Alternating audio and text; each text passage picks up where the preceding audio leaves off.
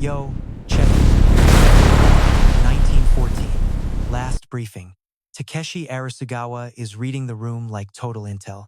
Colonel Wates, over in the corner, hasn't blinked in 40 seconds. Straight stone cold. Total robot vibes. Lieutenant Cho's coffee hasn't moved a freaking inch since he sat his butt down. Captain Nishida is acting mad, staring at his phone for exactly 11 seconds too long. Betrayal? Arisugawa sees it. He logs that away. Counter intel's paying that dude a visit later this afternoon. Straight up, no cap. Man's got a mental checklist. Item number 2. Right after the call about boring industry reform. Briefing's done, handshakes happen, and everyone bails.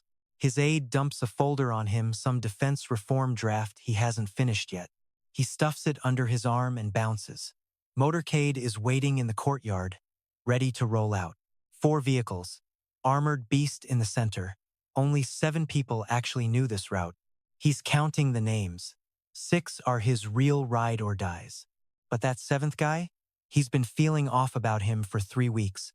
Big mistake. Should have clipped him earlier. Now he's in the back, cruising the city with that armor folder open on his lap. It's all about modernizing artillery.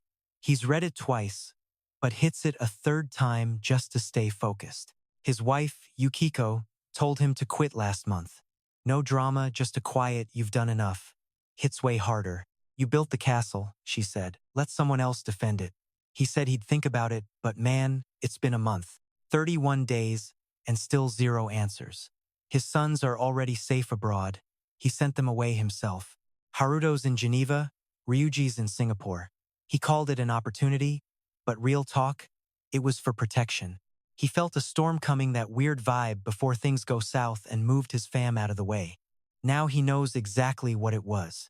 Motorcade hits the highway, woods on both sides. The road bends between 2 hills. He notices the setup automatically. Classic ambush spot. He literally taught a class on how to murk people right here in 2003.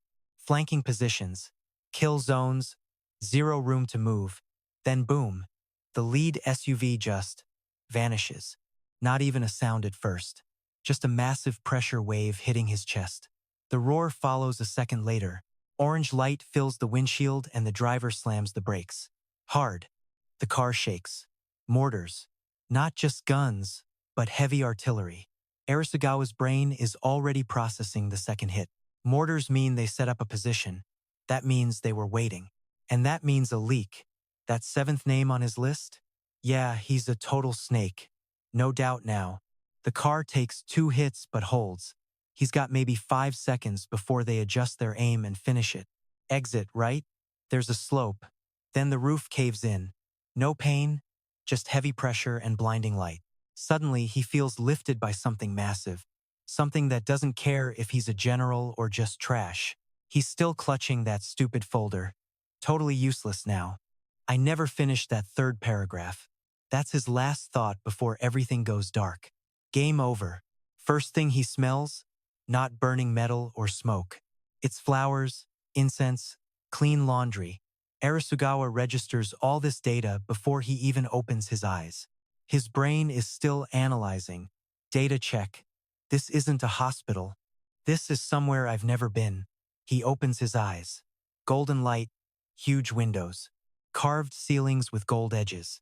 Crimson silk walls. Super fancy curtains everywhere. The furniture is dark, gleaming wood and bronze. He tries to sit up, but nothing's working. Lifts one arm. It moves slow and shaky. He looks at it and stops dead. It's small, pink, soft, like a doll's hand. He makes a sound way too high-pitched and out of control. He shuts it down with pure willpower. Look, he's survived assassins, coups, and 6 years of the most dangerous politics on the planet. He's not going to freak out over a tiny arm. Inventory, body, infant. Age, 1 month. Well, this is unreal. Arms won't move. Neck is as floppy as a wet noodle. Total system crash right now. Eyes are fuzzy as heck and talking is a hard pass. But man, this pad is stacked. My bed, solid ivory. That canopy over me, gold silk. We are talking major league rich. Massive room, like my old military office. Then some lady in a kimono leans in, whispering low. I am listening hard, but I only catch like one word in every three. It is old school Japanese, super formal and weird. Good thing I suffered through 2 years of academy classes. Seriously, I am thanking my lucky stars. She says, "Little prince, it is time for your milk." Little prince, roger that. I do not flinch, just stare at the gold ceiling and start plotting. Asset check. Memory is 100%. Brain, still sharp as a razor. 54 years of high-level military intel? Intact. New language? Buffering? Time? I have loads of it. Liabilities. This body is a potato. Voice? Offline. Mobility? 0. Plus, nobody expects a baby genius. That is not a weakness, it is my secret weapon. For the next few weeks, I am just a fly on the wall, watching everyone. My nurse, Ohana, blabs everything. To her, I am just furniture that drinks milk, right? Welcome to the Yatoko Empire. My dad? Emperor Teiyo VIII, boss of 40 million people. Mom is Empress Shizuka. Then there are my older brothers, the heirs. I am just a backup. Third prince reporting for duty. By 18 months, I have the language totally down. I start talking, but I keep it low-key. Just enough to look bright, not like a freak. I mastered the cute kid look. Remarkable child, they say.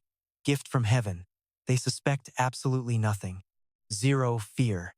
By age 3, I know this court better than my old command.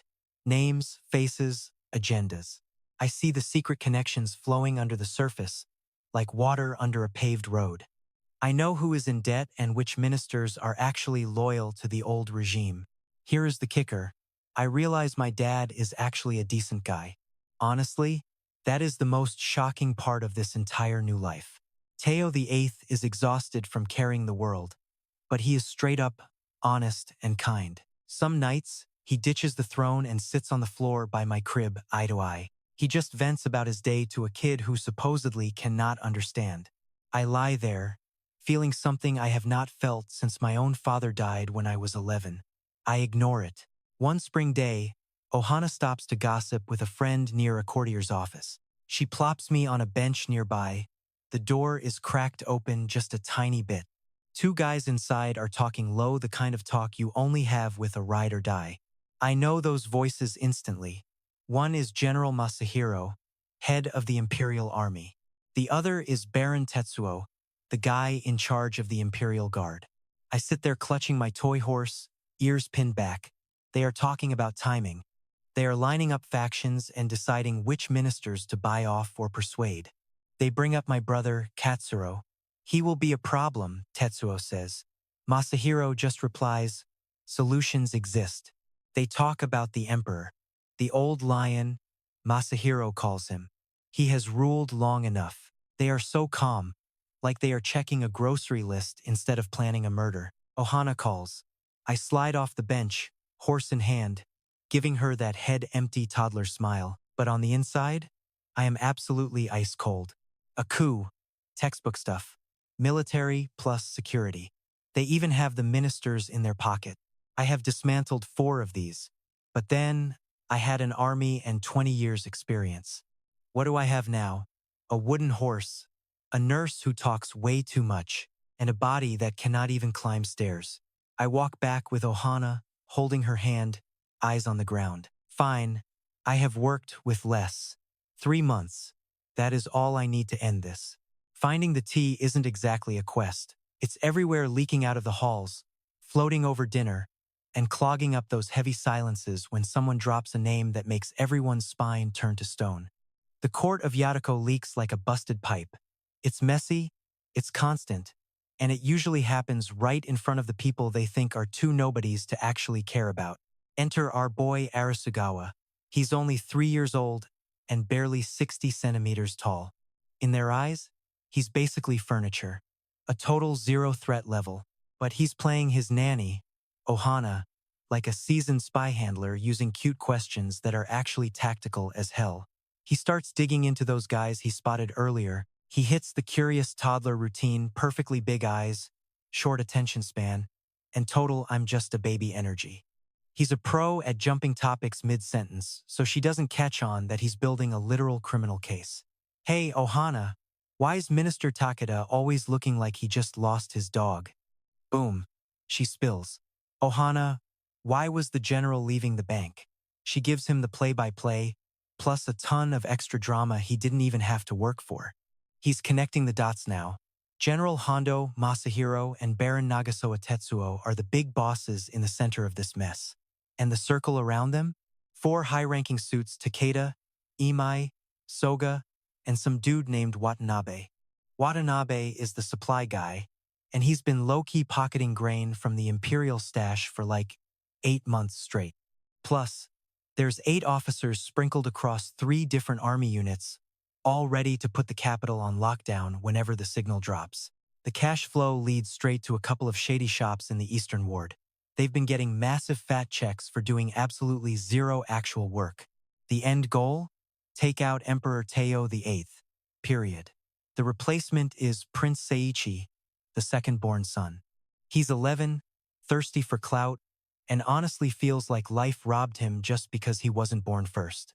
Basically, the kid's the perfect puppet. 14 heads total. Arisugawa knows every name, every job, and the whole roadmap. By the end of month 2, he's got the full receipts. He spends the 3rd month just verifying. He isn't messing around, he literally cannot afford to be wrong.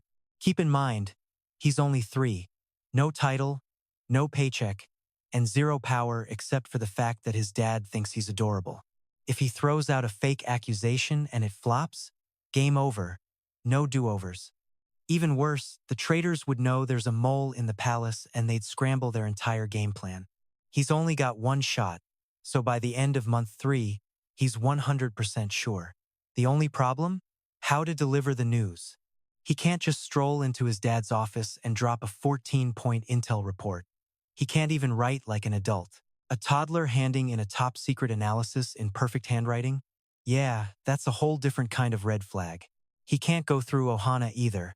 She'd probably make it sound cute, forget half the facts, or worst case tell the exact person who'd kill them both. It has to look like child's play. So, he grabs a sheet of paper and a brush. Now, the kid can actually do master-level calligraphy. He's been grinding in secret for months whenever his nanny thought he was napping. But he isn't flexing that today. Instead, he cranks out a classic toddler masterpiece. 2 messy stick figures with swords standing over some guy on the ground. The guy on the floor has a simple crown. The 2 standing guys look straight up demonic, drawn with that jagged, angry energy kids use for the bad guys. Big, blocky, and mean. And right under each villain, he writes a name. The characters are wobbly and childish, but you can definitely read them. Hondo, Nagasawa. He brings it to his dad during their nightly hangout, when the vibe is low-key and chill. Papa, he says, holding up the paper. I made this for you. The mean uncles shouldn't hurt Papa. Teiyo VIII takes the art. He's got that proud dad smile, at first patient and fond. Then his eyes hit the names. The look on his face doesn't just change, it shifts into something else entirely. It hits him in waves, like ice cracking. The warmth dies first, then the patience. Then something else takes over, something cold, careful, and terrifyingly sharp. He looks at his son. Arisugawa just stares back, silent. Just a 3-year-old holding a crayon. His father folds the paper perfectly and slides it into his sleeve. Thank you, he says. His voice is solid as stone. This is a very good drawing. He bails 20 minutes early. The investigation takes 11 days. Turns out, the Emperor doesn't play around when it's time to move. The probe proves everything and even finds 3 more names the kid missed. 17 people total. 6 death sentences, 12 kicked out for good. Judgment Day happens in the Great Hall. Arisugawa is right there in his father's arms, the only way a toddler gets into a court hearing. His dad never explained why, but he made sure his youngest son watched the entire thing go down. Throne room vibe? Straight up toxic. Advisors sweating bullets. Traitors shaking in their boots until one of them just snaps. Meet Minister Imai, 3rd dude from the left, looking like he's about to have a total glitch. This guy usually acts untouchable, treating all this political backstabbing like it's some harmless video game where nobody bleeds. But the second the executioner's heavy boots hit the floor, yeah, Imai's tough guy subscription just expired. He faceplants onto the stone, crying like a literal infant. Your Majesty, I'll talk. Names, secret DMs, every bribe that changed hands. I'm a massive snitch. Just let me live. The room goes dead quiet. Everyone's holding their breath while Teiyo VIII sits there like a statue. Everyone's thinking, Pops is the emperor. He can totally take the tea and let this loser walk. I mean, the dirt in Imai's head is probably worth way more than another head on a stick, right? But the emperor doesn't even blink at the advisors. He looks down at the toddler in his arms, our main man. Why is he asking a literal baby for advice? Honestly, even he can't explain it.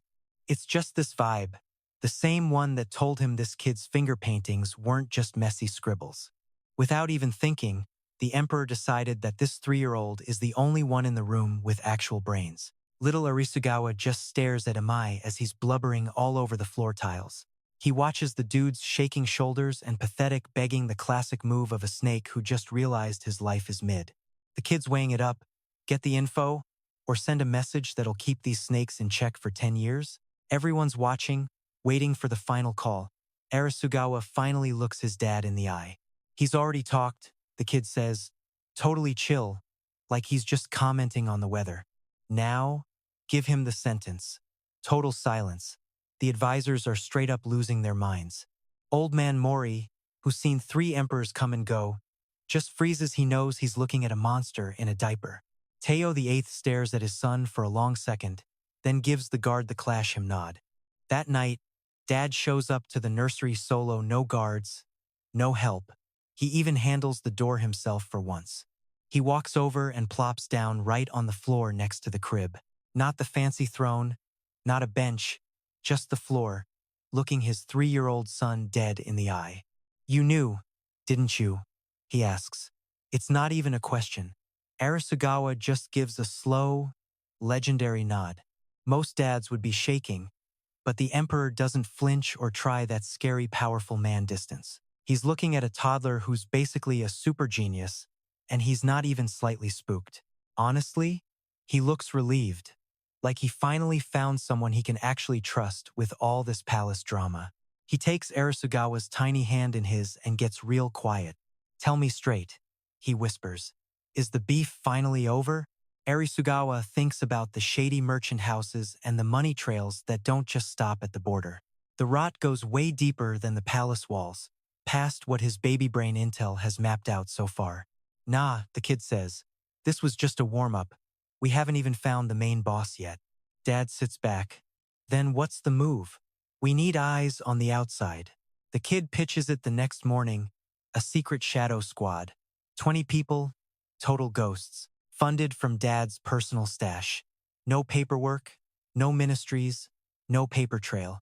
The ministers can't know they even exist, especially since most are still on Arisugawa's sus list. Dad's listening. So who's the leader? He thinks about this young guard, Date Ryusei. The guy isn't high-ranked, but when the coup happened and everyone else bailed, he stayed at his post like a legend. He didn't know who was gonna win, but he stayed anyway. Arisugawa stops him right there. Actually, I already vibe-checked him. Wait, how? I sent a message through the maid, Ohana. I told him there was a gift in your private study and asked him to steal it without asking you. Dad's face shifts. And what did the man do? He refused. He told me if I wanted something from the emperor, I should go ask the emperor myself. Teiyo VIII looks at his kid, and for the first time, he actually lets out a laugh. Date Ryusei it is. All right, bet. The crew is ready in 1 week. Date hand picks 20 total specters from the Royal Guard and the Secret Service pool. These dudes are pros at eavesdropping and melting into crowds, back alley tea shops, busy markets, or any sketchy dive off the official grid. 0 badges. No papers. They only answer to Date. Date reports to the big boss, the emperor. But check it. Lately, the old man won't even sneeze without checking with his youngest kid first. They're gone in less than a week. Fast forward 31 days later, and the first intel dump finally hits the desk. Date spills the tea. Arisugawa literally has to sit on a mountain of books just to see over the table, not that he's laughing. Turns out, the money trails from those Eastern trading firms don't just dry up once they hit Yatoko. The bread crosses the border and heads straight west. He scans the file twice, then drops it with a seriously dark look. Current situation. The spy squad? 20 hitters. The lead? Date. Connections? Ohana. Backup? Total royal support. Pay? 200 gold coins every month straight from the Emperor's private wallet. Current headaches? Mystery villains. The core conspiracy? Still missing. Next assassination hit? Literally zero clue. He glares at the western line on the wall map. We were just boxing with ghosts, he thinks. The real beast is still hiding in the dark. Then, on a random Tuesday, a gold-threaded, red-lacquered invite from the Raiko Empire shows up. The delivery guy is wearing his Sunday best and bows so deep his forehead nearly smacks the floor tiles. It's the yearly royal gala. Switzerland vibes. 3 generations of tradition. Basically, showing up is mandatory or they look sketchy. The experts claim it's safe and strictly ceremonial. You know, the kind of boring party where everyone is too scared to even move. Arisugawa is just vibing on the rug during the meeting, acting like he's obsessed with a picture book while the grown-ups talk business. Plot twist. Homeboy hasn't turned a single page in 40 minutes. He's soaking up every word. Dates reports flagged some seriously sketchy energy around the Raiko border recently. Those merchant caravans were heading the total opposite way they should be this time of year. 3 delivery routes changed their timing all at once. Absolute rookie mistake. Someone's planning a play but forgot that patterns are a massive red flag. The council thinks it's chill.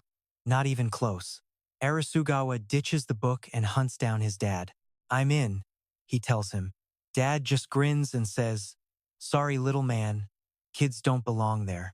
Arisugawa hits him with that don't even try it glare. I'm going. Total silence follows. His dad looks at his 4-year-old's chubby, stone-cold face. Something clicks. In the 8 months since this toddler started moving like a boss back when that nursery stunt flipped the whole power structure, Emperor Teiyo VIII has figured out exactly what that deadpan tone in his kid's voice means. That's the sound of a kid who doesn't do permission, he's just giving a professional update on a locked decision.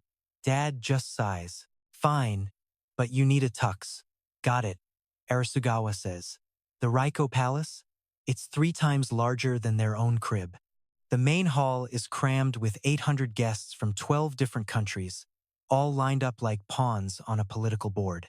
Where you sit is a total power move showing who's in bed with whom and who's really calling the shots.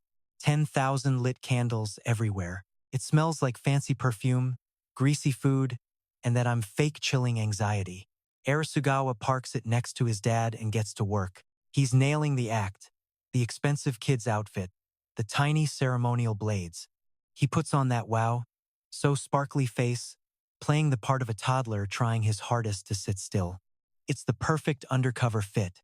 He gets 90 seconds of total stealth every time someone looks his way right before they realize a 4-year-old at the main table is weird. During that minute and a half, he's scoping the whole room. He scans the area like a tactical display, some pro-gamer skill from a past life these folks wouldn't get. He's hunting for mistakes. He checks every detail against the rules. Who's out of place? Who's acting like a total weirdo? Who's eyeing the Yatoko table too hard? Sus. Who's acting like they don't even see it? Double sus. Then you've got the Raiko Crown Prince. 22 years old and acting like he owns the oxygen in the room. He's working the crowd, shaking hands with that fake I'm the star of the show vibe. He's slick, but Arisugawa catches him hanging out way too much by the back hallway where the servers are. He scoped that door twice in the first hour. Oh yeah, homeboy is definitely cooking something up. Arisugawa's eyes are glued to the east hallway like a hawk on a mission. The server rotation is a total loop: walk in, circle, bail out, rinse and repeat. He is literally timing every single move they make. The whole loop takes 7 minutes exactly. But then, bam, some random server glitches the entire system. This guy in his 30s, who's way more jacked across the shoulders than anyone else on the floor, pops out from the back at the 40-minute mark. He does a quick lap around the head tables before heading for the exit, but his walk? Total red flag. Way too stiff. That's the vibe of a soldier on duty, not a waiter just chilling. This fake server hits the Yatoko table hard. He grabs the wine decanter and starts pouring for the emperor. Standard move, right? Everything looks legit, except for that part of thumb.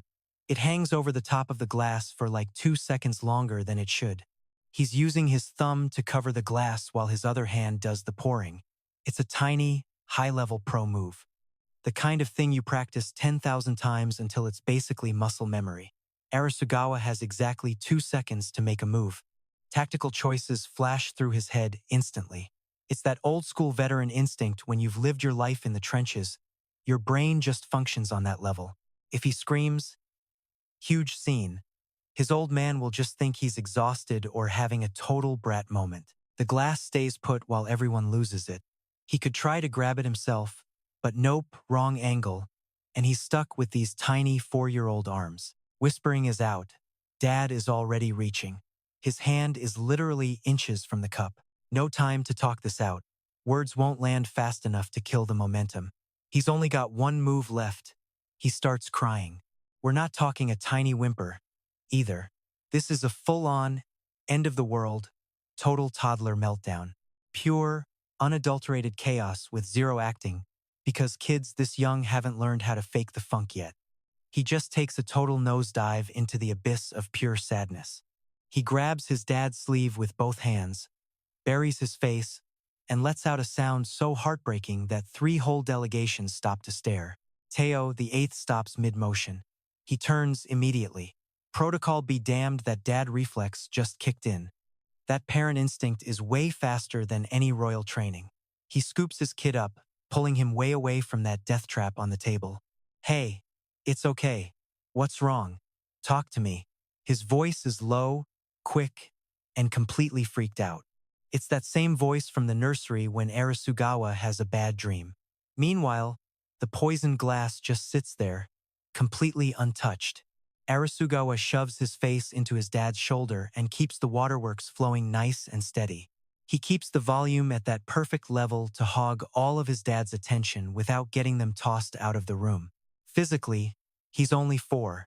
Mentally, he's 58 years old, and he is counting every single passing second. 12 seconds. 15. Your Majesty. A voice slides in right next to them. Smooth, warm, very I'm the boss energy. Please, let me take over. Your kid is clearly stressed, and the party is just getting warmed up. Arisugawa peeks one eye open to see what is up. The Raiko crown prince is standing right there, reaching for that poisoned glass with the casual vibe of a guy just trying to be a good host. He picks it up. He gives a little smile to the crying kid in the emperor's arms. A toast, he says, to the health of the young prince of Yatoko. Hope he grows up strong. And then, he drinks the whole thing. Arisugawa finally shuts up against his dad's shoulder. He just watches it happen. 18 minutes later, the Raiko prince puts down an empty teacup way too carefully and whispers something to his aide. The aide looks at him like he's lost it. Snorts. The prince's face is a total poker mask, but you can tell it is costing him everything to keep his cool. At 23 minutes, the guy has to sit down. At 31 minutes, the Raiko doctors are hauling across the floor. By 57 minutes, the crown prince of Raiko is straight up dead. The hall doesn't go into full-blown panic immediately. 800 high-level suits don't just lose their minds for no reason. Everyone just freezes for a split second while their brains try to process that the night's script just got lit on fire. Then the silence snaps. Hard. The Raiko foreign minister is the one who starts screaming the loudest. He's a tall guy with a voice that could fill an entire stadium. And he's using all of it now, cutting through the noise like he's been waiting for an excuse to pop off. The emperor of Yatoko's table, the emperor of Yatoko's wine, and the Raiko heir is dead on the floor. Doors slam shut. Guards move in. The exits are locked down before most people even finish standing up from their seats. Teiyo VIII stands perfectly still, holding on to his kid. His advisors have already swarmed him, everyone talking over each other. Their voices are basically a wall of noise at this point, lots of sound. but absolutely zero actual help. Look at that stone-faced 20 years of royal school just to play statue while everything hits the fan. But his hand is gripping Arisugawa's back way too hard. Vibe check? Dangerous. Guards are circling like they smell blood. The foreign minister is over there acting all chill by the snacks while everyone else is losing their minds. Arisugawa's eyes are locked on the side hall. That sketchy waiter with the stiff back? Yeah, he's totally ghosted. Then it clicks. They straight up deleted their own crown prince. This wasn't some accident or a bad call. Cold-blooded play. They picked this exact party just to pin the murder on us in front of the whole world. Literally tossed him between a spiked drink and a setup, treated his life like a freaking 5-cent arcade token. If you're willing to trash your own heir, you aren't the boss. Raiko is just a puppet on a string. Raiko's the pawn, not the player. Arisugawa leans in close to his old man's ear, keeping it real low. "Pops, we got a ghost," he whispers. "Not the front, that's a trap. We move now before they lock this place down." His father's hand freezes for a second. Then there's Date Ryusei, standing like a shadow 4 paces behind the throne. Date doesn't even blink, he just switches gears. No hype, no panic, just pure professional energy. Total elite soldier move waiting for the order he already saw coming. He flashes a signal to the guards. They head for the West Hall. Forget the main exits, guards are already camping those doors like it's Call of Duty. Instead, they head straight for the palace kitchens. Sounds wild, I know, but you gotta trust the process. Kitchens lead to the yard, which leads to the back gate. The Yatoko crew is moving fast but keeping it icy, acting like they're just headed to some boring meeting while the adults talk. Smooth operators only. Arisugawa stays low by his dad's shoulder. They hit the yard before the minister even finishes his fake sad monologue. They're through the gate and out before the first guard shift even realizes they should have sealed the perimeter. By the time the hall realizes the VIPs are gone, they're already halfway back on the road to Yatoko. Current status: officially being pinned for murcing the Raiko prince. This is a full-blown diplomatic disaster, and it's live. War is coming in 30 days. Problem is, Yatoko has 0 friends strong enough to help them fight Raiko. Plus, there's a secret boss backing Raiko. The advisors are just yapping nonsense that translates to, "Yeah, we're toast." Arisugawa waits. Day 3, Date pops up. He drops a folder on the table without saying a single word. That's his signature move, let the boss read the tea leaves first so they can process the shock in private. Turns out the waiter who spiked the glass was found in the capital 2 days later, dead in some gutter. One clean cut. No mess. That kind of hit screams pro-assassin to anyone who actually knows the life. No ID on the corpse. 0 links to us. Date's people checked every lead and found a big fat nothing. But they tracked the cash from the dead guy's room, and it led straight to a massive trading firm. That firm led to a merchant network. And the big fish behind it? They weren't even from Raiko. They were from further west. Straight from the dark heart of the Daikan Empire. The Daikan Empire, the final boss of the map. Twice our size, massive army, and absolutely 0 chill. Arisugawa reads that report twice. He sets it down, his mind racing through a million possibilities. They didn't just use a servant, he realizes. They used a prince. They used an empire to frame us. And they did it so clean, Raiko doesn't even know who really geeked their heir. Total pro-gamer move. Stats check. Intelligence unit, 20 men under Date. Palace spy network, Ohana's got that totally on lock. Emperor trust is at 100%. Budget is 200 gold monthly. Threat, Daikan is using Raiko as a proxy. We don't know the scale, but the goal is clear. Kill Teiyo VIII and swallow Yatoko whole. No idea how much time is left. But one thing is for sure, those guys aren't finished with us. That was attempt number 2. First was inside jobs. This one went global. It's definitely escalating. Every single hit is getting bigger and nastier. He looks at the map, finally connecting the dots. Yatoko in the middle, Raiko west, Daikan further. Past that, nothing. Just the literal edge of the world. He notes that for later, Date starts laying out more documents, each one weirder than the last. Arisugawa loves this date, knows that information needs a sequence, like a perfectly timed plot twist. He saves the biggest shock for the very end. You gotta handle the minions before you face the real boss. 3 classified scrolls sitting on the king's desk. It's late, candles are flickering out, pure aesthetic. Out there, the city's silent. Nobody has a clue, their whole future is getting ghosted right here. Arisugawa's perched on a stool just to see. He's barely 4, but he's already checking the first receipts. That Daikan trade mission in the east? Yeah, total cap. It's a front for something much sketchier. Staff files pinched by date through some shady as hell means show 12. Actual spies with military backgrounds camping out inside 3 different government security agencies.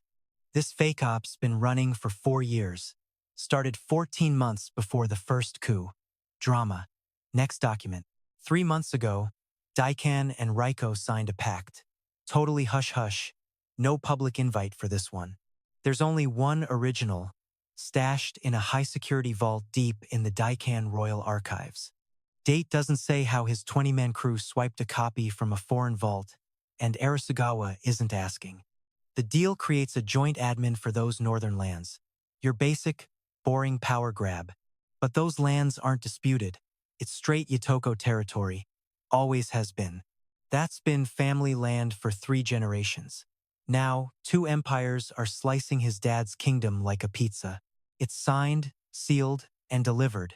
Now they just got to evict the guy currently living there. Onto the 3rd file. He follows the money trail from the first coup, the one Arisugawa busted at age 3 with just crayons. And it bounces through 4 ghost accounts before finally hitting the main source. The cash comes from a private Daikan bank that funds the Ministry of Expansion. Yeah, exactly that one. Arisugawa spots the name. Ministry of Expansion. Man, talk about having zero chill. When a country names a department after its main hustle, they clearly aren't being polite anymore. He tosses the scrolls down. His old man's been reading right next to him, barely keeping pace. The king finishes the final page 30 seconds after the kid. Massive brain gap right there. The king doesn't skim. He reads it all, shuts the folder, and stares blankly before hitting the window. Down there, the city looks regular. Super basic. Shops are shut, lanterns are lit, and one cart is rattling on the cobblestones. Calm vibes. It's a capital city that 2 monsters already claimed. The people are clueless. The lanterns keep glowing. Teiyo VIII just stands there. When he finally opens his mouth, his voice sounds wrong. It's not something a regular person would notice, but it's definitely changed. The guy's had decades of royal training. Keeping it together isn't a mask. It's in his DNA. But Arisugawa's been checking this dude's voice for 4 years. Survival means reading people like a book. And he hears it. Beneath that calm voice, his dad sounds totally drained. Like he's carrying the world and someone just added extra. 2 empires, his dad whispers to the window. One is double our size. Big pause. We only have 8,000 soldiers. Total. The bank is tapped out from those northern projects. We're broke, kid. Raiko is hunting for a fight, and Daikan is just waiting for us to slip up. He turns, looking wild. What's the move? Arisugawa waits. In his past life, he'd seen rooms this depressing twice before. Rooms where the numbers were garbage and the only real conclusion was that they were totally cooked. Both times, he didn't fight the facts. He didn't fake some positive energy speech, either. He just spotted the one thing everyone took as gospel and asked, is it actually true? He slides a fresh page over and grabs the ink brush like a boss. Sit down, Pops, he says. Let's do some actual math. The king sits. He watches his 4-year-old draw 3 circles. Yatoko's the center. Raiko's to the west. Daikan's further west, way bigger. His scaling is perfect. Daikan looks 4 times larger than home. No use lying about the situation being trash. They're outnumbered. For real. Then he draws a 4th circle to the east. It's massive. Karen, he says. Dad just stares. Speechless. Arisugawa says the east side is chilling. Neutral ground. Not our bros. But not Daikan's lackeys either. They've played both sides for 30 years because, let's be real, Avoiding drama keeps the bank account fat. They own the main shipping lanes, and Daikan's been trying to snatch that bag for a decade now, scaring locals, grease-palming guards, and opening shops in ways that are totally sketchy as hell. He pokes the map. They got troops. They got a legit reason to be ticked off. No spark to move yet, so we light one, Pop says. We hand them the cheat codes. Arisugawa drops his brush. Huge diff, though. A reason is just vibes. You can ignore vibes or sleep on them. But an edge? That is straight-up math. Give them a way to wreck Daikan something solo they can't do and they'll crunch the numbers. Logic beats feelings. Dad looks at the circles. Okay, so what is the actual prize we are dangling here? Something we haven't built yet. Silence. That, Dad says, is a pretty sketchy-ass answer, kid. Yup, Arisugawa shrugs. It totally is. Late night, he starts plotting the win-win, grinding at his desk while Ohana snores like a broken tractor nearby. Step 1, Karen. Gotta get Dad in the room with their suits before Daikan smells a rat. The hook, future tech weapons that do not even exist in this world's timeline yet. He will set the deal so Karen loses Zip if the tech fails. But they have only got 6 weeks. After that, the heat from Raiko goes nuclear, and talking to Karen becomes a literal suicide mission. Step 2, the boomstick. He has been obsessed since the first coup, since realizing the outside world is scary, and that Yatoko's 8,000 soldiers, with their basic-ass blades and vintage bows, would get absolutely smoked by Daikan's pro-grade killers. He needs a total cheat code, not just sharper steel, but a whole new way to delete people. Something Daikan's brass has zero plan for, no counters, no tactics, just pure confusion when it is too late. And he knows the secret sauce. He has known since he was 12 back in his old life, reading about when gunpowder first hit the field and thinking for 3 days how it ruined everything for everyone. Ingredients? Charcoal? Easy. Sulfur? Check. Saw the records in the North Mines while digging through files last winter. But the third part, saltpeter, the stuff that makes it go bang, is a toss-up. He checked the books twice. There are these salt piles in the North Hills described as snowy, crystalline, and too gross to eat, mostly just used for curing meat on the frontier. Tastes trash, looks like crystals, cures meat? Yeah, that is almost 100% potassium nitrate. He scrawls 2 notes. Assets Karen is a maybe, offer is on the table. Chem need to find the goods, then seal the Karen deal inside 6 weeks. Build a working boombox before the ink even dries. Do it all perfectly with zero room for fails. He stares at the page. Then he kills the light and passes out. Tomorrow is a heavy grind, and he's learned twice now that the hustle sucks when you're a zombie. The Karen envoy is Soryu Kantai, a 31-year vet handling kings, thugs, and at least 2 weirdos who claimed they were literally gods. This guy is a statue. Stone-cold poker face as the Yatoko squad walks into the embassy's meeting room. It is a boring, gray space that basically says, Karen is here for business, not to gawk at your expensive rugs. He spots the runt instantly. 5 years old, tiny, wearing fancy clothes meant for kids who do not talk. The ambassador's face is ice, but his eyes flick from the kid to the emperor just for a split second before going back to robot mode. The talk kicks off. The big shots start their game. So our boy Arisugawa is just vibing for 40 minutes, watching these suits blabber while he says absolutely nothing. That's basically the time it takes for a meeting to go from hey, nice to meet you to we totally hate each other and I'm out of ways to say it nicely. Here's the lowdown. Karen wants VIP transit rights through Yotoko's northern territory, essentially a fast pass for their merchants with crazy low taxes. If this deal goes through, it's a massive win for their logistics. Their costs would plummet by 1/3, and they'd finally crush Daikan's annoying stranglehold on the land routes. Honestly, it's a pretty solid request. But here's the kicker, it's worth half of Yotoko's yearly revenue, and their wallet is already screaming from 2 years of secret spy stuff they can't even admit to. The Emperor's main guy delivers the bad news, all soft and sorry, we're flat broke. The ambassador just looks bored, like he's heard these were broke excuses a million times before. Eventually, the minister just shuts up. Cue that brutal, Awkward silence that hits when everyone's out of things to say and the meeting is officially dead on arrival. Ambassador Soryu puts his tea down and starts getting up. Bummer, we couldn't make it happen, he says, totally ready to bounce. Then sit down. The ambassador freezes. Not because the kid was yelling, he wasn't. And it wasn't even rude, really. It was just cold, flat, pure. I'm the boss energy that absolutely did not fit the face it was coming from. He looks across the table at this literal child. The kid just stares. Soryu looks at the emperor like, is he actually for real? Big boss Teiyo VIII just gives a single nod. My son is speaking. So, the ambassador parks his butt back down. He folds his hands and gives this 5-year-old his total professional focus, which is honestly more than most grown-ups ever get.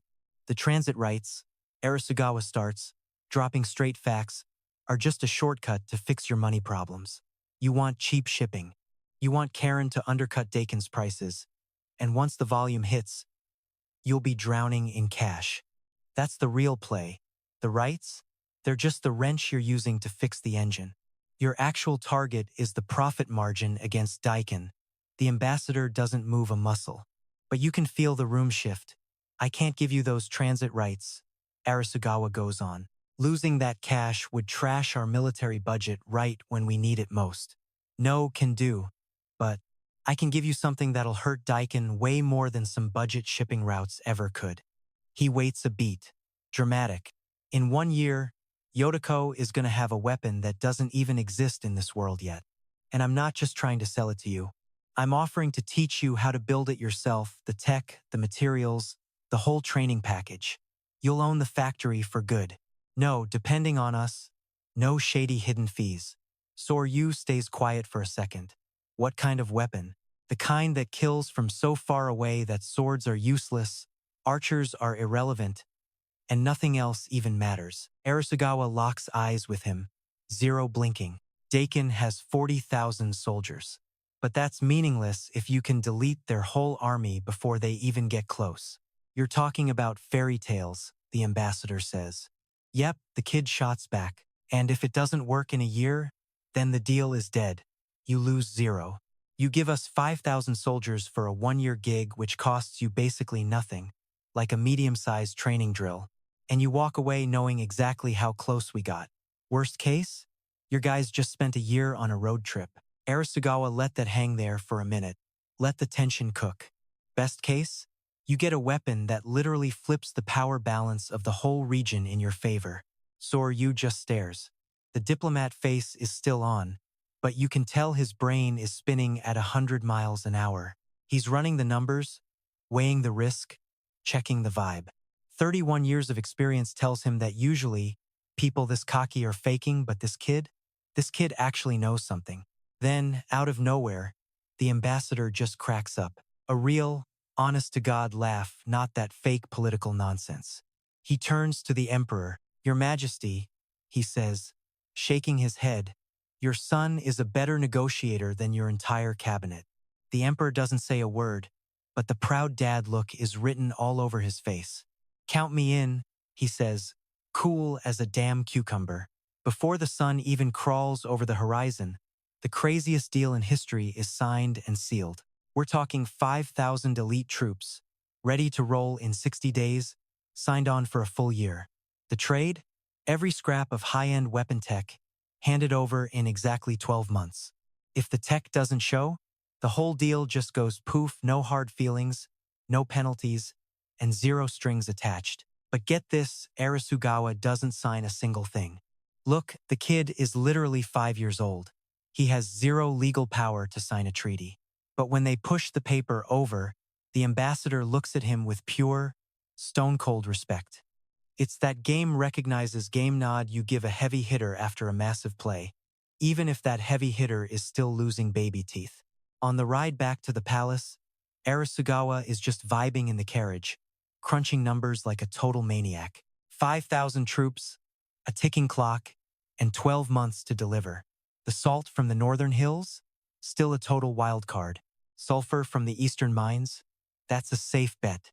Confirmed. But finding craftsmen who can handle a deadline this tight? No clue. He's basically betting the farm on a weapon concept that only exists inside his own head right now. Ally? Check. 5,000 soldiers? On the way. The debt? One proof of concept, due in 12 months. Time remaining? Exactly 1 year. He stares out the window, watching the road fly by. No cap, things are about to get absolutely wild. Next stop, the lab. 12 guys are sitting around a table in the Imperial Research Hall, looking like they just got kidnapped into a meeting with zero context. They've got that look. That specific mix of I'm listening and I'm low-key annoyed. Arisugawa knows that face, it's the standard expression of senior experts waiting to see if the kid in charge actually knows what he's talking about. And don't forget, he's 5. 5 years old, standing on a tiny reading stool his dad had to drag to the head of the table just so he could actually see over the wood. His dad is sitting to the right, keeping his distance present. Sure, but definitely letting the kid run the whole show. The vibe is loud and clear, and most of the 12 guys in the room are starting to catch on. Except for 2 dudes who are still staring at the Emperor with total confusion, basically waiting for the real meeting to start. Arisugawa doesn't waste time. I need 3 things. First, charcoal, hardwood, burnt to a crisp and ground into a fine as dust powder. Second, sulfur. We've got deposits in the eastern mines. I need to know if we can get it and how fast we can dig it out. He looks straight at the engineer on his left, a massive guy named Koda. Koda just nods.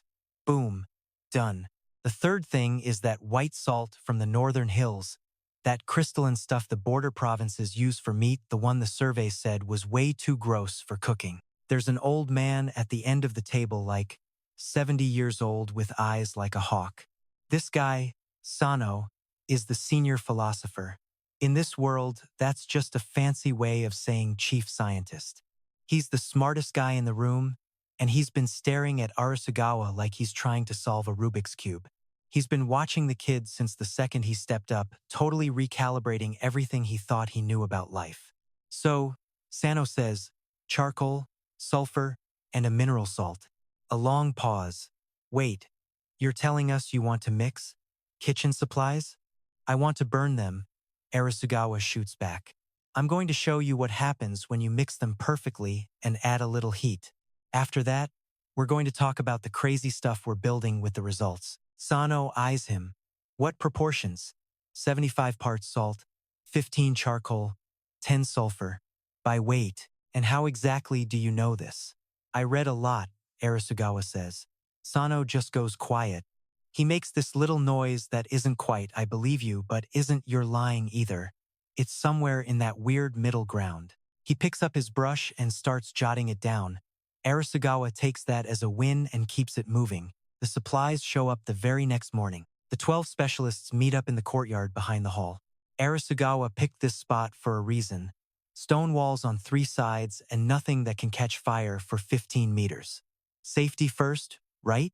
One of the guys is smirking, looking like he's about to watch a total train wreck. But he's being polite about it. Mixing the stuff takes 20 minutes. The salt from the north is exactly what Arisugawa needed: white, crystalline, and a little bit damp. It's the perfect potassium nitrate texture he remembers from military chemistry in his past life, a life this world has zero clue about. He doesn't trust anyone else with this part. He starts mixing the batch himself. He's got the scales dialed in, keeping the sulfur and charcoal in their own lanes like they're at war until the final drop. Our boy grabs a tiny pinch of the finished boom dust and flickers it onto a flat stone. He strikes a match. Suddenly, the guy who was grinning like an idiot, he shuts up real fast. Everyone else takes a massive step back, the classic I'm smart and don't want to die reaction when things get sketchy.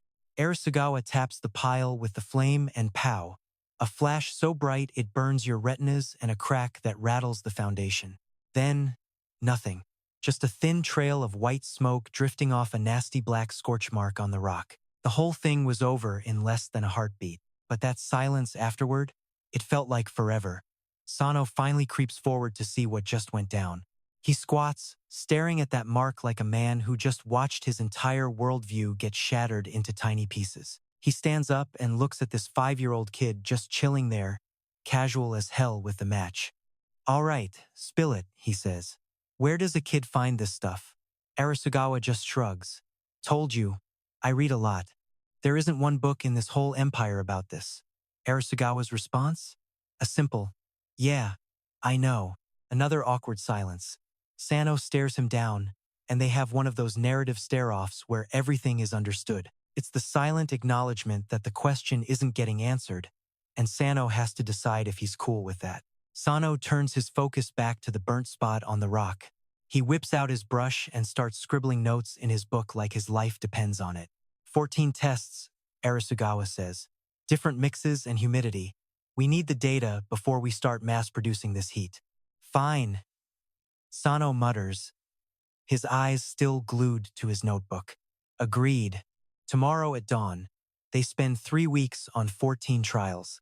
9 of them, pure, controlled perfection. 4 of them, total glitches. Completely erratic results.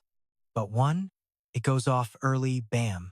A rock flies 6 meters, and a worker gets burned so bad they call the doc.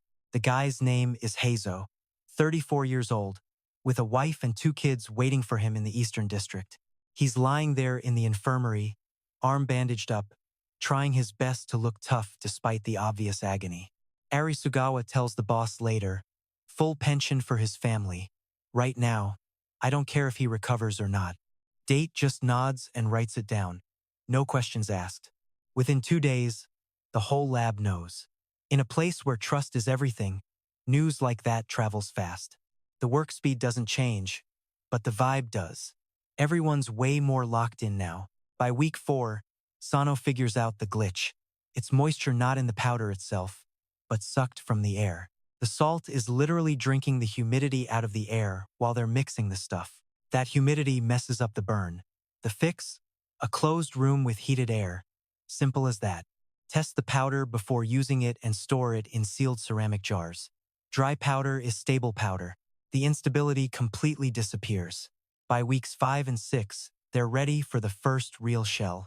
Koda's crew casts a 4-kilogram iron ball, fills it with powder, and plugs it with a woven fiber fuse. Look, it wasn't exactly high-tech or pretty. It was basically people guessing based on a concept they'd never even seen work before, making the best calls possible. They calculated the wall thickness based on pressure stats Arisugawa pulled straight from his memory. Test day in the courtyard. The iron ball is sitting right there on a stone platform. Everyone hides behind a wall, except Arisugawa. He's standing right in the open, which stresses everyone out. His dad has basically given up on arguing. There's just no point in trying to talk sense into this kid. The fuse burns for 7 long seconds. Then Ka boom. Way louder than the first test. The blast echoes off the palace and has every dog in town losing it. It leaves a massive crater half a meter deep and a full meter wide right in the stone. Shrapnel is embedded in walls 12 meters away. The 12 men just stand there in a line, staring at the hole. Then everyone starts shouting at once. But Sano? He's dead quiet. He walks over and starts measuring the crater and the shrapnel spread with his ruler. Pure science mode. Dude's scribbling math like a total psycho. Arisugawa stalks back to the squad and drops the bomb. The pressure stats? Straight up garbage. The shell bits? They're everywhere. No rhythm, no flow, just total trash. If we want this beast to actually hit what we're aiming at, we've got to tighten up the wall thickness. Big time.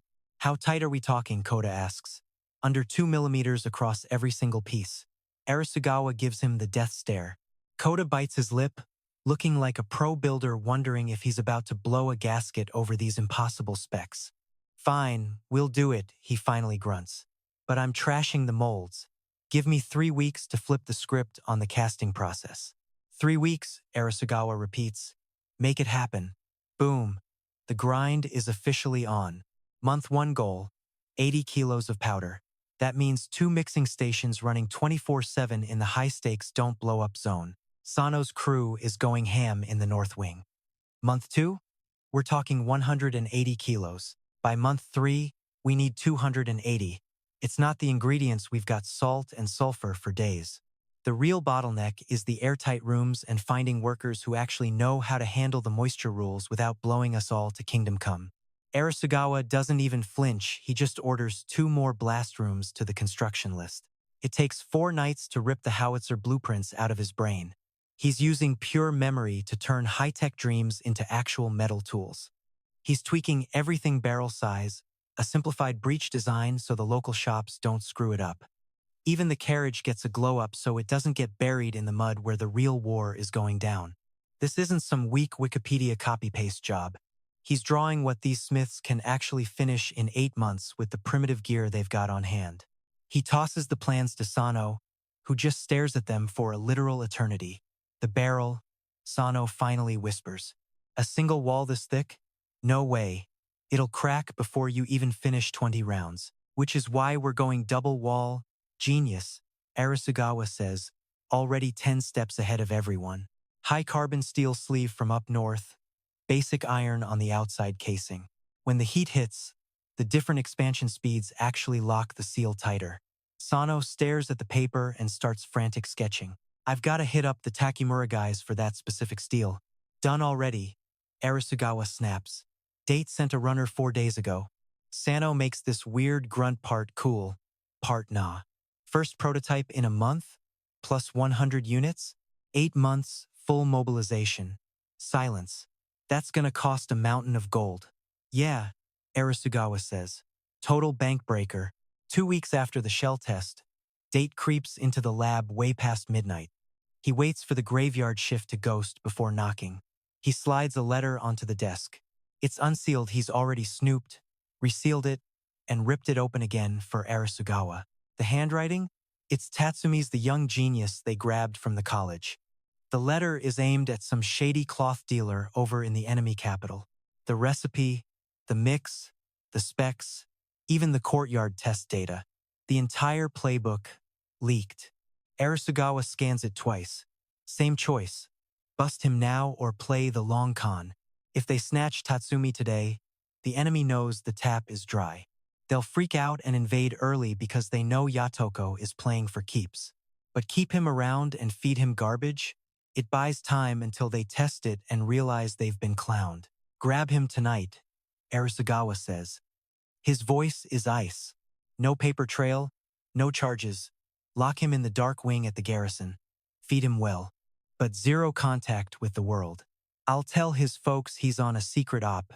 Date nods. Then we forge a letter. But we're flipping the sulfur and charcoal ratios. 15 parts sulfur, 10 parts charcoal. Keep the rest the same. He looks at Date with a killer spark. Anyone trying to cook that garbage is either going to get a dud or, even better, blow their entire lab to bits. How much time does that buy? 7 months, Arisugawa replies. Maybe 8, if they're smart and test it slow. He folds the letter. They'll smell the trap eventually. And when they do, they're coming for us. We have 7 months to get ready before the clock runs out. All right, Date grabs the scroll and bounces.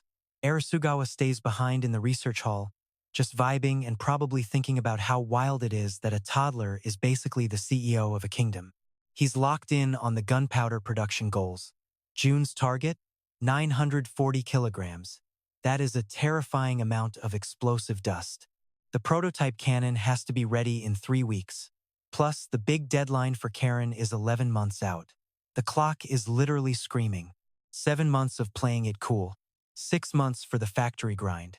11 months of high-stakes gambling. Honestly, the margins are razor thin. But hey, that's the game. If you're not sweating, you definitely underestimated the boss fight. Fact, back to the hustle. He's got this 6-page master plan he scribbled out at midnight while Ohana was busy snoring in the next room. Here's the kicker: Arisugawa is only 5.5. But his handwriting? It doesn't look like some kid's messy doodles at all. It's tight, surgical. This is the script of a guy who lives in spreadsheets and has zero time for pretty flourishes. He finishes the last page right before the 3rd bell rings. He checks the whole thing twice, shifting numbers and the timeline. Total perfectionist energy. He rolls it, ties it up, and leaves it by his stool. At breakfast, he just tosses it on his dad's desk like he's handing over a grocery list. Teiyo VIII reads it exactly how you'd expect a king to. No skimming. That's not how he rolls. He flips every single page slowly, hunting for every tiny detail. It takes 11 minutes of pure, heavy silence. When he's finally done, he sets the paper down and just stares at his hands. Pure drama. 15,000 horses, he mutters. 1,000 archers. 100 cannons. He's literally reading the receipt for a war. He looks at his kid like he's lost his mind. 42,000 gold? That is a third of our entire budget, son. Arisugawa doesn't even flinch. If the Daikan army crosses that line, we won't have a budget, or a vault, or a kingdom. He tells his old man straight those provinces won't be ours anymore. They'll belong to the expansion-hungry creeps. No lies detected. He lets that thought marinate for a second. That 42,000? It's an insurance premium. The alternative is losing everything we own. His dad checks the math on the funding, selling off 3 northern estates. Honestly, those places are a dumpster fire and haven't made a cent in 2 years. They're basically target practice on the border, and all the fighting has trashed their value anyway. Plus, a new tax on the merchant guilds based on actual sales. The rest? Dipping into the oh crap emergency fund. The old man reads it again, crunching numbers in his head. The math checks out, he says. When do you need the green light? I needed it yesterday. Arisugawa snaps back. But today works. His dad finally pulls out the official seal. It's go time. Recruitment posters are flying within the week. Riders are hitting all 12 provinces at the exact same time. The offer is public and it is absolutely wild. 2 gold a month? That is double what a regular soldier pulls in. 5 years of service gets you a land grant in the North official, titled, and yours to keep. That is generational wealth on the table. And if you get clipped or die, your family gets paid immediately. No red tape. It's a pricey bet, for sure. But it works. They get 23,000 volunteers in 6 weeks, triple the usual numbers. The hype is massive. Arisugawa isn't trusting anyone else with the recruitment. He builds the whole test from scratch, grinding through drafts until it's flawless. He spends 2 nights straight making sure he can run this for thousands of guys without the whole thing turning into a riot. The physical part is brutal. You have to be an absolute beast to even stand a chance. A 30-kilometer march in full gear, a savage obstacle course, and even a swimming test. This nukes about a third of the guys instantly. But the final test? That's the real killer. It deletes more people than the physical stuff combined. He calls it the instruction test. It's deceptively simple. A senior officer gives a guy 3 orders in a row, then just stands there. After 60 seconds, the officer barks a 4th order that totally kills the first 3. It's a complete mind game. The guys who argue, or look lost, or try to explain why the order makes no sense, they get a thanks for playing and a one-way ticket home. The absolute legends who just shut up and pivot to the new order, those are the ones who stay. Discipline is the only thing that matters. Some of the biggest units, the strongest guys there fail this miserably because they can't handle a shift in the plan. The other officers think he's crazy. They're asking why he's tossing out all that raw power. Because talent without discipline is just a waste of space, Arisugawa tells them. And that's how you get wrecked. Energy pointed the wrong way at the critical moment is exactly how you lose a battle you should have crushed. He needs men who listen when everything is loud and terrifying. He needs guys who won't freeze when the world starts burning. Those men are in this crowd, he says. I'm just filtering out the noise. 15,200 are selected. The other 8,000? They aren't going home. They get shifted to the supply lines, construction crews, and the reserves. In Arisugawa's world, nobody is useless. To him, wasting a single person's potential is a massive L. It's like throwing gold into a fire. And our boy does not waste money. Listen up. My man Arisugawa went full sweat mode, grinding over maps for 3 days straight like a high-tier gamer. He locked in 8 camp locations, making sure every single spot was absolute fire. Think high ground that's a fortress and enough water nearby so the squad isn't out here dying of thirst. He's making sure the supply trucks don't get jammed up and spacing the whole layout so soldiers can move fast without face-planting over each other. The main base? 20 clicks north of the capital, hidden in a valley with killer drainage and 2 secret exits. Genius-level play. Then he drops the other camps across the provinces, so the new recruits don't have to walk a light year just to sign their lives away. Construction is a total 6-week blitz. He calls up 1,400 imperial workers and even grabs some civilian help to move the needle. And check this, every single camp has to be a perfect copy of the master plan. Zero excuses. He's not playing around. We're talking housing for 2,000 troops, a massive training field 300 by 200 meters, and enough heat to start a revolution. Big kitchens for 2,000 guys twice daily and a med bay with 2 doctors. Arisugawa scans the prints and, honestly, rookie mistakes everywhere. He personally scraps and rewrites 4 whole sections, including the entire drainage system for the training grounds. Talk about being hands-on. Because the first draft was basically a blueprint for a giant swimming pool of mud. Total cost, 8,900 gold. Finished early. Flex. 2 weeks after the army moves in, it's showtime. Time for the first big inspection at the main camp. Arisugawa rolls up with his old man and a tiny squad right during the morning rush. The whole place is straight up buzzing. He walks to the edge of the field and just stares. 10 minutes. Dead silence. It's getting awkward for everyone involved. The soldiers are out there grinding the same tired drills the Empire has used for 40 years. Tight ranks, moving like mindless robots. The officers are screaming orders, feeling themselves. They think they're elites because they memorized the manual. But they're about to get schooled. Arisugawa watches 20 guys lock shields like they're in some ancient, low-budget movie, pure aesthetic, zero logic. Then he spots another squad just charging across an open field, swords out, bunched up like they're begging to get wrecked. A third group is sniping targets 60 meters away. Why 60? Because that's what the dusty history books said. Seriously, bruh? Times change. Finally, the kid decides he's seen enough of this nonsense and walks right onto the field. The big fish here is Colonel Hirota. 53 years old, 3 decades deep, with a chest full of medals from 3 border wars. This guy has massive don't mess with me energy. He knows his stuff and he's seen actual blood and mud. He looks down at this 5.5-year-old kid strolling toward him, trying his best not to laugh. He's thinking, is this for real? Arisugawa stops right in front of him. Zero flinch, just pure confidence. Halt the drill, he says it cold. 1 second of absolute, cringe-worthy silence follows. You can see the colonel's brain glitching. His ego wants to snap, but his I like my job instinct wins. He signals, and everything stops. Fetch your fastest runner, Arisugawa barks. Hirota grabs a young kid who looks like a lean, mean, track and field beast. The soldier jogs over and stands at attention, probably wondering why he's taking orders from a toddler. Arisugawa looks him over, then eyeballs the colonel. Pretend your enemy is chilling behind a hill 300 meters out. They have a weapon that blasts a 4-kilogram iron ball right at this guy. They can't see him, but they don't care. They know exactly where your squad is posted, so they just let it rip. He pauses for the drama. How far does your track star get before that ball turns him into a human crepe? Silence. Not far, Arisugawa answers.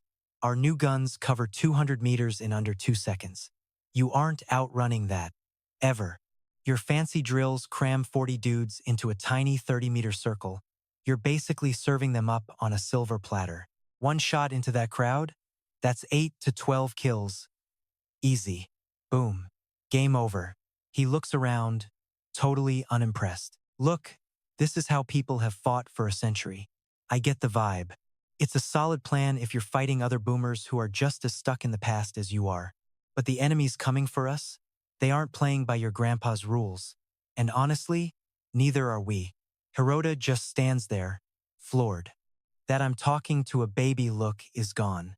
Now, he's actually vibing with a master strategist. Dispersed movement, Arisugawa says, dropping the heavy knowledge. Small groups, 20 max. Keep your space so 1 shot can't wipe out more than 3 guys at a time. Move in waves. 1 squad covers while the other pushes.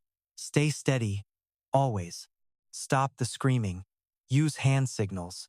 Shouting is basically a kill me sign for the enemy. And use the environment. If there's cover within 200 meters, I don't want to see a single soul standing out in the open like a target. He looks the colonel in the eye. Your men know how to fight, but they're sitting ducks. Teach them movement first. The actual fighting part? They've already got that covered. Hirota's locked in a staring contest with the emperor, who's just been chilling like 4 steps back, creepily quiet. Teiyo VIII? Stone-cold silence. He shoots his son that classic "you better not screw this up" glare before pivoting to the colonel.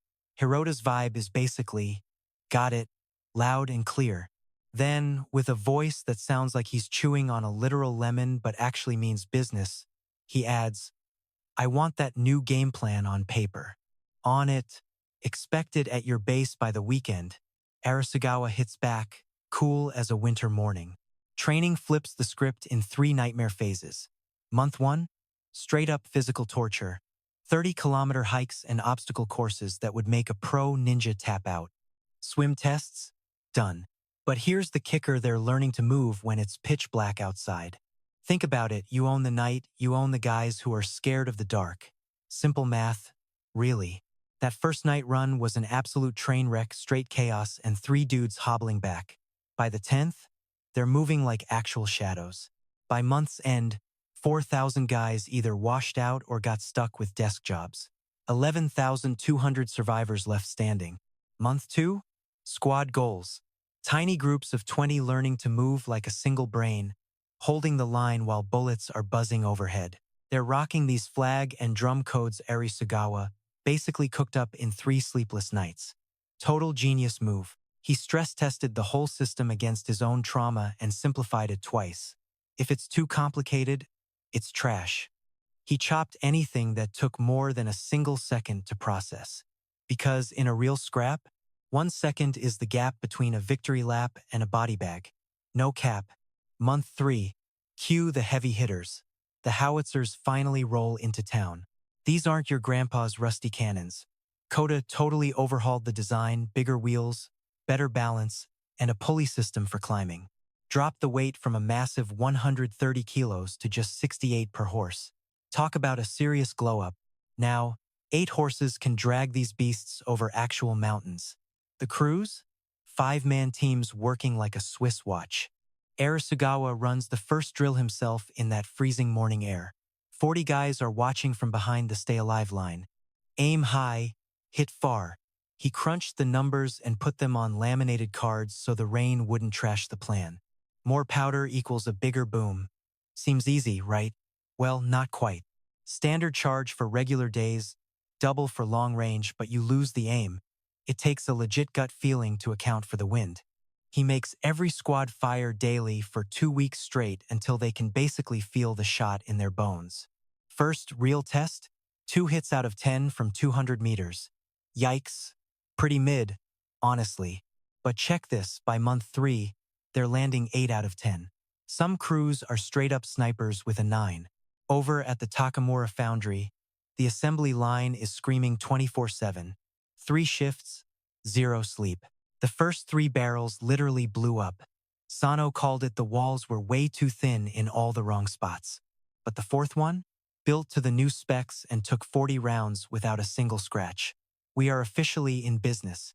9 months in, and the energy is electric. 15,200 cavalry ready to go hard, plus 1,100 elite archers ready to rain fire from the back. They've got 108 howitzers, nearly 1,000 kilos of powder, and almost 5,000 shells. Absolute units. Karen's 5,000 troops are holding down the eastern border. Total force? 21,300. Let's get it. Late one night in month 9, date just barges in. No knocking, no sorry to bug you, just pure, unadulterated panic. He's got one of those VIP emergency passes. He slams the report on the desk, breathing like he just ran a marathon. It's official. Daikan is making a move. 3 different spies all said the same thing. 2 massive columns are heading for the border. 18,000 men taking the mountain pass to the north. The eastern column? 24,000 pro-soldiers charging through the valley. Arisugawa reads it, and his face goes absolutely stone cold. The timing is totally trashed. They're a whole month early. The fake intel only bought them 7 months. not 8. Turns out the enemy tested the fake powder and realized it was garbage way faster than he thought. Either their chemists are legit cracked or they just got lucky. He scans his production notes and swears under his breath. They're 60 kilos short on powder, 8 big guns short of the master plan. And the cavalry? They missed an entire month of training. He drops the paper. Send word to Arota, he says. Mobilize everybody. All 8 camps. Right now, I want supply lines moving within 48 hours. Tell Karen's squad they'll have the battle plan by sunrise. Date just nods and takes off. And tell the foundry to finish those last 8 guns tonight. Screw the schedule, we take them now. War is officially here. My boy Arisugawa's just vibing at the table, except he's death-staring the data like it's some nightmare final exam. 21,300 against 42,000 expected. Prep's a total dumpster fire, the clock's ticking, and yeah, it's looking real ugly. But whatever, kids survived way sketchier odds than this before. Not in this life, obviously, but the memories of that life ending on a snowy road in February? They taught him that the gap between having nothing and winning is just about how hard you're willing to grind what's left. He folds his plans, stuffs them in his coat, and goes to find his old man time to show these clowns how a real boss actually moves. The war council's hitting the map room, the only spot in the palace big enough for the big shots and private enough to talk some serious trash. 14 dudes are packed around the table, including those 6 big shot generals from the Imperial Army. You've got the war minister, the interior guy, and the border guard chief all looking completely stressed out. Plus, 2 Karen officers who rolled in 4 days ago are watching like hawks. 5,000 of their soldiers' lives are riding on this meeting. Lord Date's in the building, the Emperor's there too. And then there's Arisugawa, just chilling at the kids' table where the interns sit, staying quiet while the experts drone on for 40 minutes. The first squad? They basically just want to turtle up. They want to pull everyone inside the capital and make Daikan bleed for every inch, and look, the general isn't wrong about walls being tough to crack. He's just dead wrong about one little detail, assuming that Daikan actually needs to attack them. Spoiler alert, they don't. They can just surround the city, cut off the snacks, and wait it out. Yotoko's got 4 months of food, but Daikan can wait 5, making the second group's run south plan look totally trash. They want to dump the north and east territories and just stash the army in the southern provinces. Basically, they're buying time for some diplomatic fix that's never actually going to happen. The interior minister's selling this with fancy words. But let's be real, it sounds like surrender because that's exactly what it is. It's just surrender with extra steps. Plus, the South can't feed an army that massive for very long anyway. Once Daikan grabs the north and east, the diplomacy is dead. We just haven't realized we've already lost. Then there's the third squad. Their big plan? Just beg. Send some guys, offer gifts, and pray. The war minister brings this up looking like he's gonna puke. He doesn't believe it. He's just checking a box. Nobody even bothers arguing because, honestly, everyone in the room knows it's just pathetic. Arisugawa waits for the third group to finally shut it, then stands up and casually strolls over to the massive map on the wall. Remember, he's only 6.5 years old, and this map is literally twice his height. He grabs the pointer leaning right against the wall. This long wooden stick that's basically a spear compared to a kid his size. But he handles it like a total boss. Why? He's been practicing this move for 3 days straight. Defending the capital is just a slow-motion wait for both armies to show up and crush us, he says, ice cold. He taps the capital, drawing lines north and east. 42,000 versus 21,000? In 3 days, walls won't matter. That plan? That's just ending the war on their schedule instead of ours. He swings the pointer south. Retreating? That's just handing them the win without making them work for it. They take half the empire, start collecting the taxes, and we're just stuck south with an empty wallet and a shrinking army. That magical deal the minister's dreaming of? It's a total fantasy. You can't negotiate when you've got 0 cards left. He slams the pointer at the bottom of the map. Negotiating right now is just admitting we're cooked and asking them to be nice when they take over. I'm not recommending that to the Emperor. He shifts the pointer to the northern mountains, eyes looking sharp. Daikan's northern force is 18,000 men, the smaller of the two squads. But here's the kicker. They have to grind through 30 kilometers of mountain junk before seeing open ground. That terrain makes them sitting ducks, kills their horse advantage, and creates perfect choke points. He taps the valley. The eastern column is 24,000 the real hitters. They're moving fast on good roads, thinking it's an easy win. If they meet up, we're fighting 42,000 at once and it's game over. But if we don't let them, he swings the pointer between the two paths like a total pro. We just pick them off one by one. General Mori, the top dog at the table, is just staring. You can practically see his brain melting as he realizes this 6-year-old just outplayed the entire room. Wait, you're for real? We're actually splitting up? He asks, looking at me like I've lost my mind. Against an army that's basically a final boss compared to us? Arisugawa just hits him with a shrug. Look, those boomer tier rules? They were written for dudes playing with the same basic toys. We're out here playing a totally different game now. The North thinks they're stacked with the whole package. Horses, ground troops, and those dusty, clunky, as hell siege towers. Plus, they're rocking 30 years of trust me bro tactics that haven't even heard of a cannon. My 60 howitzers? They'll delete those guys before they're even close enough to see our faces. Bundling up is only a vibe if it makes you hit harder. But if it just makes you a bigger target, hard pass. Range is our actual flex. If we pack everyone into one tight spot, we're just handing them the win on a silver platter. Not happening. He stares Mori down.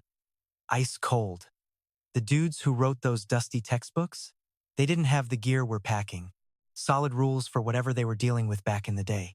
But this is a whole new beast. Mori just stands there, probably trying to process the sheer audacity. Then, giving off a major "I'm watching you" vibe, he goes, "Keep talking." Our boy starts breaking it down. The North Squad gets 12,000 riders, 700 archers, and 60 of those heavy cannons. The mission? Delete that northern column in the mountain passes before they even touch the flat ground. Then the East, 80,200 mixed troops, 400 archers, and 48 howitzers. Their job is simple. Hold that valley like their lives depend on it and gatekeep the capital until the North is cleared. The North fight goes down first, he adds, looking way too confident. If we stomp them there, we swing the North Squad around and jump the East column from the back while the other group holds the front. They'll be stuck in a pincer move with 0 ways to run except right back through the zones we've already turned into craters. He marks up the map like he's playing some high-stakes game of chess. And if the North takes a bit longer than we thought, the East group just holds tight until we show up to save the day. I put the Karen troops in the East because they're absolute pros. They won't crack, even when the pressure hits 100. They don't need the win. They just need to stay alive. The real winning happens once we get there. He steps back, feeling the layout. Gear check. The North gets 580 kilos of powder and nearly 3,000 shells. The East gets 360 kilos and 1,900 shells. 1,000 guys stay behind in the capital, basically just a skeleton crew to keep the peace. Not that they'd really matter anyway. General Mori stares at the map for an eternity. Then he looks at the Emperor, who's looking at his son like, "Who is this kid?" "We move at sunrise," Arisugawa says. "The North hits the mountains in 4 days. We need to be ready in 3. Nobody says a word. 3 days of intense map work led to this exact moment. No turning back now. He found the perfect spot, a narrow ravine just 2 kilometers before the pass opens. 200 meters wide with ridges like giant walls. You go in there, you're stuck. No moving sideways, just forward or back. But those ridges, totally usable if you know the way. You can get up there from the back, exactly where Arisugawa scouted those secret routes on the maps. It's tough terrain, but Koda's new lightweight carriages can handle the climb if they take it slow and steady. The day before the fireworks start, Arisugawa's out there on foot with Date and some engineers. No hype, just pure business. He's checking every single sightline from the ridges, seeing exactly what the enemy will see and what they won't. He maps out the kill zones and spots where the enemy might try to hide. He has the engineers hammer in stakes exactly where the cannons go. Then he scouts the woods on both sides, checking every inch of cover for 200 meters. He notes it's dense enough to hide our guys so they can move around without the enemy ever knowing they're there. But it's way too thick for enemy horses to move in formation. He tweaks a few stakes and heads back to camp. Before the sun even peeks out on the third day, the trap is set. 60 howitzers are locked and loaded. 32 on the west, 28 on the east, ready to rain fire across the whole floor. 700 archers are perched right above the guns. Anyone trying to climb those slopes is getting a face full of arrows.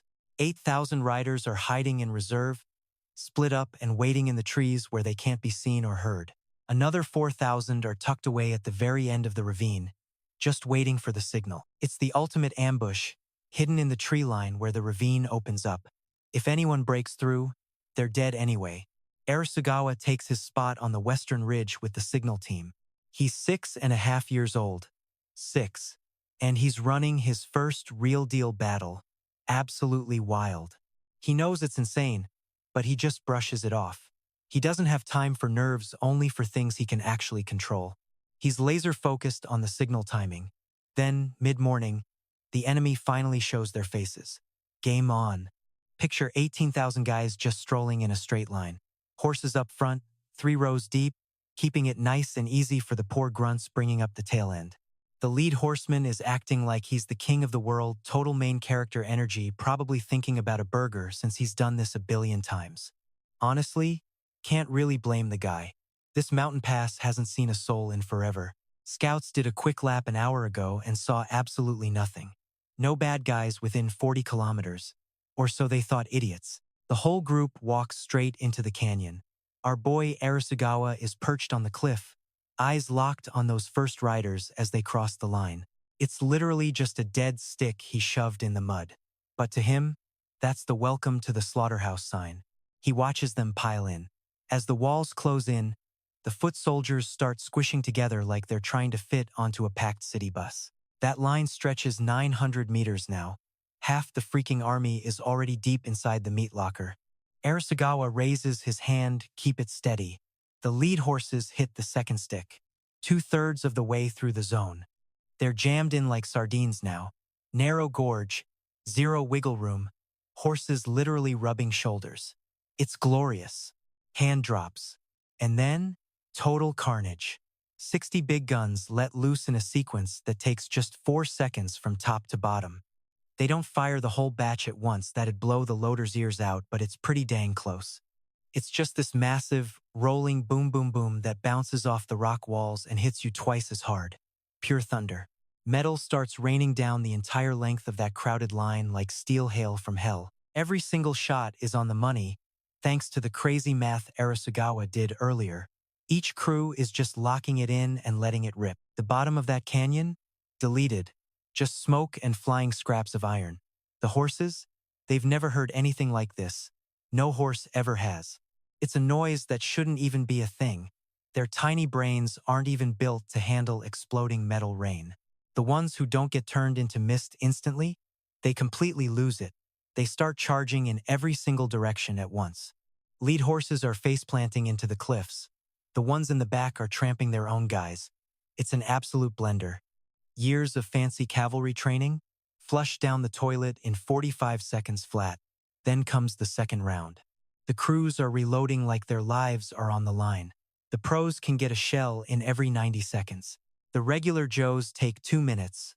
And Arisugawa, being a total genius, built the whole plan around the slowpokes. The second volley hits while the smoke is still thick. More noise, more dying, more what the hell is going on. Third volley. You can't even see the bottom of the pass anymore. It's just a tunnel of gray fog and screaming. Pure, unfiltered mess. Arisugawa's just vibing on the ridge. He's waiting. He knows the big boss move is coming any second. The big general, a guy named Shinsetsu, has been doing this for 8 years. He's a cold-blooded pro. He doesn't just quit. This isn't a surprise to Arisugawa. He actually baked the general's pro-gamer move right into his own plan. Never assume your enemy is a moron, that's how you get clapped. Arisugawa assumed they'd be smart, and he was right. Shinsetsu loses 2,500 men in 15 minutes, but he's already moving. He's dragging everyone out of that death pit. He's huddling the survivors on the main road, getting the grunts into defensive spots. Then he looks at the cliffs. He's checking the angles. He's putting the pieces together. He sends 4 horse squads into the trees, 2 on each side, to find a way around and shut those cannons down. It's the right tactical play, and it's exactly what Arisugawa wanted. Send the signal to the 8,000 reserve riders hiding in the brush. 2 red flags pop up on the ridge. That's the go-time signal for the flanking squads. The woods fight? Absolute nightmare. Close quarters, blood everywhere, just messy, ugly scrapping. Those Daikan riders are seasoned. They've fought in the dirt before and they know how to handle themselves. But our Yatoko boys? They've only had 3 months of training. They're fine in the open, but in these thick trees, it's a struggle. It's a bad trade-off. 1,400 Yatoko guys go down compared to 900 of the enemy. It's looking rough for our team. But here's the thing, winning the forest fight wasn't even the goal. While Shinsetsu's best guys are busy tangled up in the brush, they're stuck. They can't just walk away and leave. Meanwhile, his main army is just sitting on the road like total ducks. They're reorganized, sure, but they're not moving. They're waiting for the all clear from the woods so they can push forward. Smart move? Usually. This time, fatal mistake. Because 48 big guns just finished reloading, and they're aimed right at that stationary crowd. We're talking 400 meters. At that distance, it's basically just target practice for the cannon crews. The math doesn't lie. 8 out of 10 shots are hitting dead center. It's a total wipeout. Game over. Man. Boom. Rounds 4 and 5 hit 'em like a sucker punch. Pure carnage. Those guys were totally boxed in with a literal canyon at their backs and nowhere to run. The trees are basically swallowing their side squads whole. And that main road? Total death zone. No cover, just a one-way ticket to the afterlife. Then the line just snaps. Forget those tactical, heroic movie retreats. This was a messy, ugly, straight-up disaster. It's every man for himself.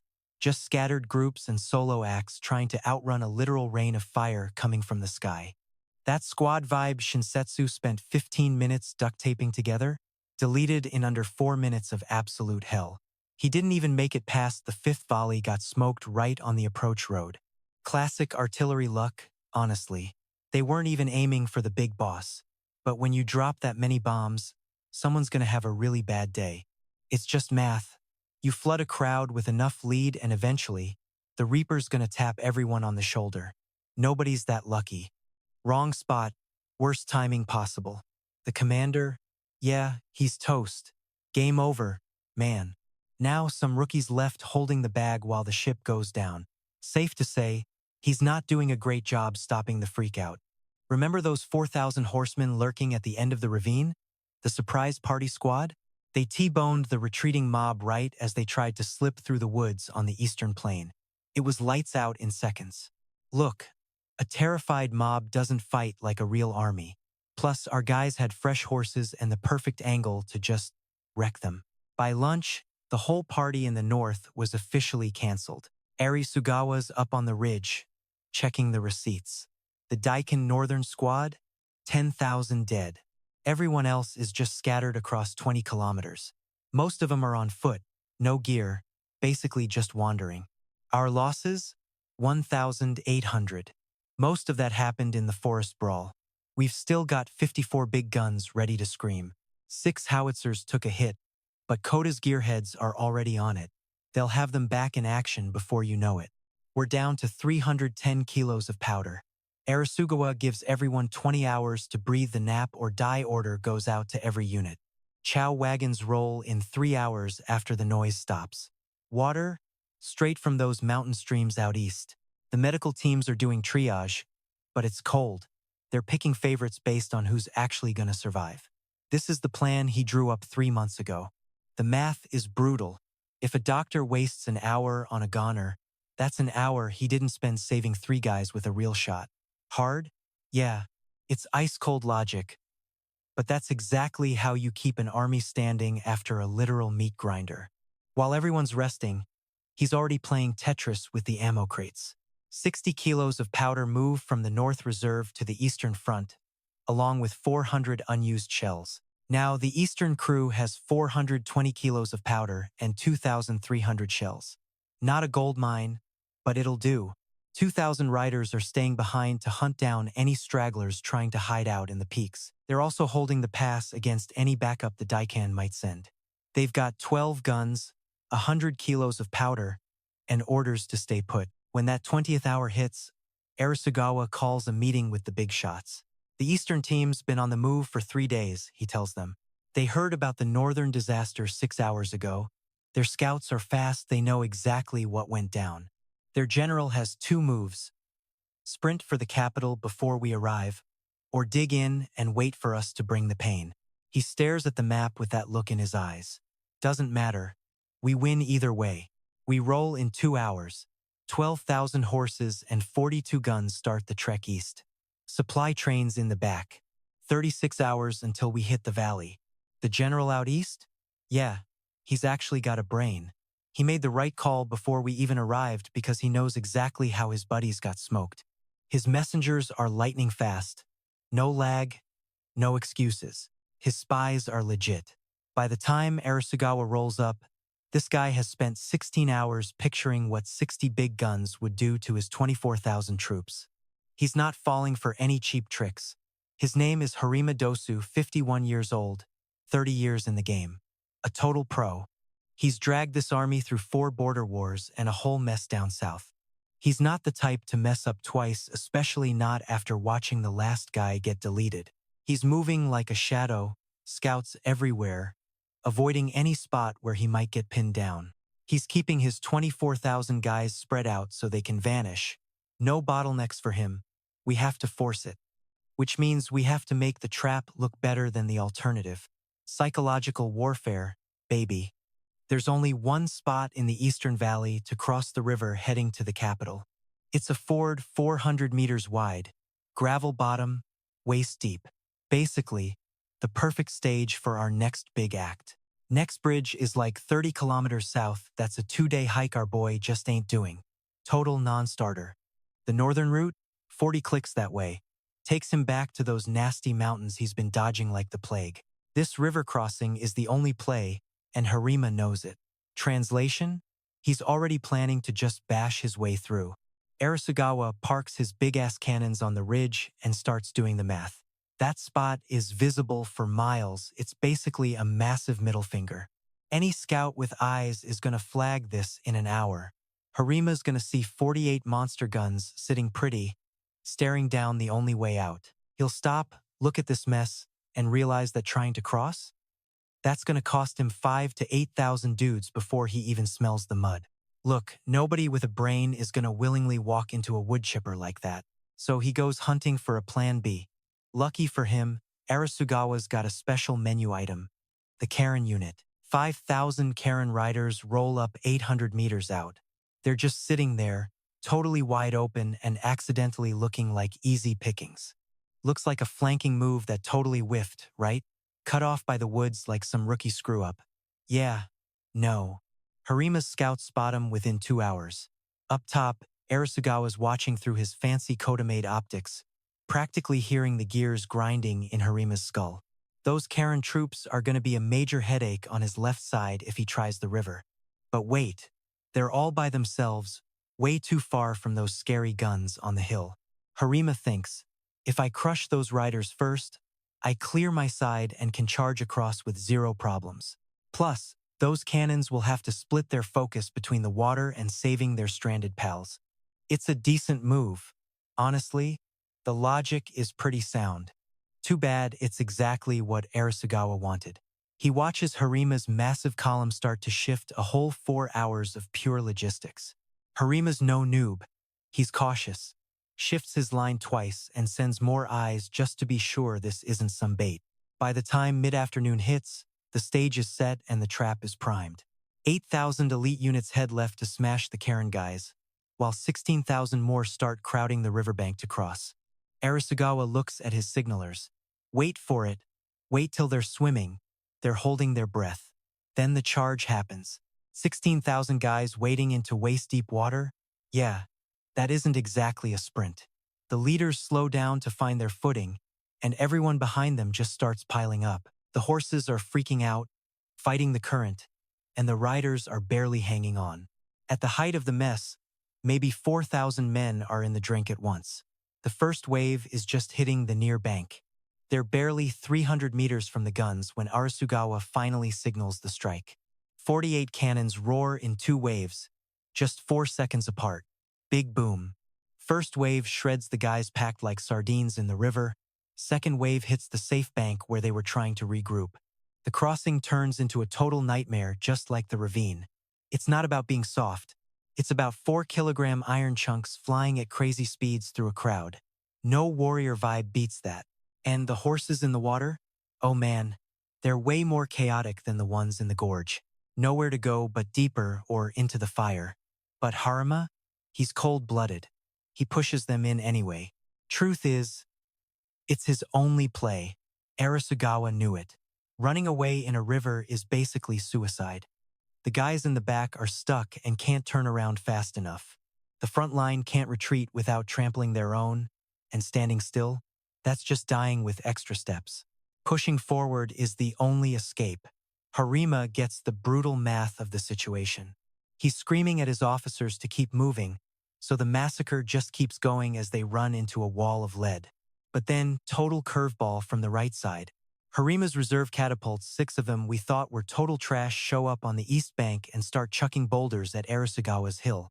Look, catapults aren't snipers from 400 meters out, but they still pack a serious punch. First rock slams a gun crew, killing 4 and wrecking the piece. Second one misses, just kicking up a cloud of dirt. Third stone nails a carriage and snaps the axle like a dry twig. 2 more guns get totaled in 10 minutes. Boom. Done. Just scrap metal now. We're sitting on 43 working guns, 1,200 shells, and maybe 4 hours of powder left. On the left, those Karen guys are about to face tank a charge from 8,000 elites. But hey, all according to plan. The Karen riders start a fake retreat, baiting them in, dragging them deep into the trees, keeping them hungry for the kill. Ambassador Soryu's 5,000 troops are total pros. They know exactly how to run this hustle.